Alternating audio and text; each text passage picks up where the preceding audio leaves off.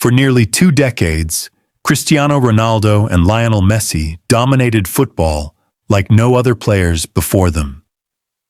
Their brilliance forced coaches across the world to rethink defensive and tactical strategies in an effort to contain their genius. As their styles evolved, so did the responses from managers who sought to nullify their impact.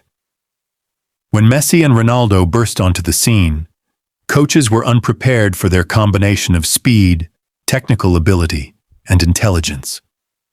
Young Messi's dribbling runs from the right wing for Barcelona tore through defenses, while Ronaldo's explosiveness at Manchester United, combined with his aerial ability, made him a nightmare for defenders.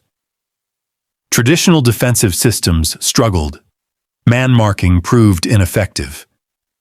Messi could wriggle away with his agility, and Ronaldo's physicality allowed him to outmuscle defenders. Teams that initially relied on their defenders' one-on-one abilities found themselves overwhelmed. José Mourinho, one of the first tacticians to recognize the problem, introduced a double-layered defensive block during his time at Inter Milan in 2010. His team suffocated Messi by forcing him into congested central areas, cutting off passing lanes. Meanwhile, Premier League coaches used aggressive pressing and doubling up on Ronaldo, limiting his space to operate. As Ronaldo and Messi reached their peak, managers had to get creative. High defensive lines became a gamble. Messi could exploit the space with his acceleration, while Ronaldo punished defenders with his off-the-ball runs. Coaches began prioritizing structured, disciplined, defensive units. Diego Simeone's Atletico Madrid became the embodiment of this approach. His low defensive block, combined with relentless pressing in midfield, frustrated both players. Messi found himself receiving the ball further from goal, while Ronaldo had fewer opportunities to use his pace. Similarly, Jurgen Klopp's high-intensity pressing system, seen at Borussia Dortmund and later at Liverpool, aimed to prevent Messi and Ronaldo from receiving the ball in dangerous areas.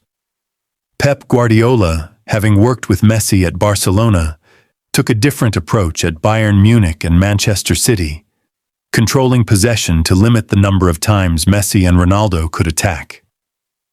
By denying them the ball, he attempted to neutralize their influence.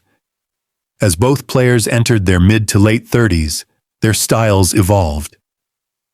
Messi became more of a playmaker, drifting deeper to dictate the game, while Ronaldo transformed into a penalty box predator, relying on positioning rather than dribbling.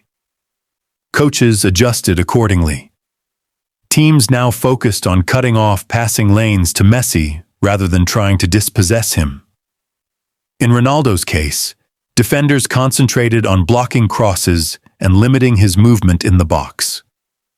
Zinedine Zidane, during his time at Real Madrid, built a system that maximized Ronaldo's strengths while ensuring opponents couldn't isolate him easily.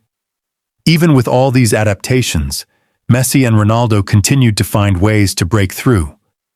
Their presence reshaped football tactics forever, forcing coaches to constantly innovate, proving that true greatness is impossible to contain completely.